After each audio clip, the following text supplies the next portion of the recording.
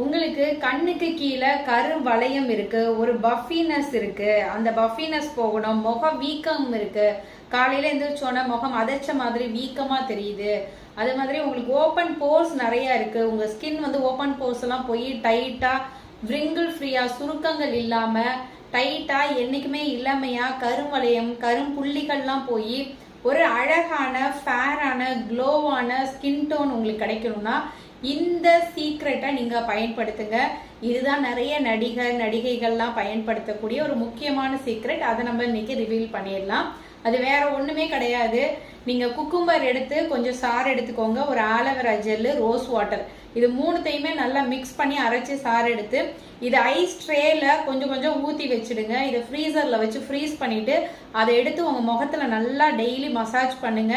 ரத்த ஓட்டம் அதிகமாகி நான் சொன்ன எல்லா பெனிஃபிட்ஸுமே உங்களுக்கு கிடைக்கும். மறக்காம ஒரு மாசம் ட்ரை பண்ணி இந்த மாற்றங்களை நீங்க பாருங்க.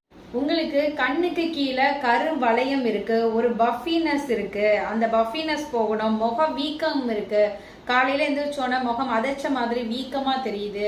அது மாதிரி உங்களுக்கு ஓப்பன் போர்ஸ் நிறைய இருக்கு, உங்க ஸ்கின் வந்து ஓப்பன் போர்ஸ் எல்லாம் போய் டைட்டா விரிங்கிள் ஃப்ரீயா சுருக்கங்கள் இல்லாம டைட்டா என்னைக்குமே இளமையா கருவளையம் கரும்புள்ளிகள்லாம் போய் ஒரு அழகான ஃபேரான க்ளோவான ஸ்கின் டோன் உங்களுக்கு கிடைக்கணும்னா இந்த சீக்ரெட்டை நீங்க பயன்படுத்துங்க. இதுதான் நிறைய நடிகைகள்லாம் பயன்படுத்தக்கூடிய ஒரு முக்கியமான சீக்ரெட். அதை நம்ம இன்னைக்கு ரிவீல் பண்ணிடலாம். அது வேற ஒண்ணுமே கிடையாது.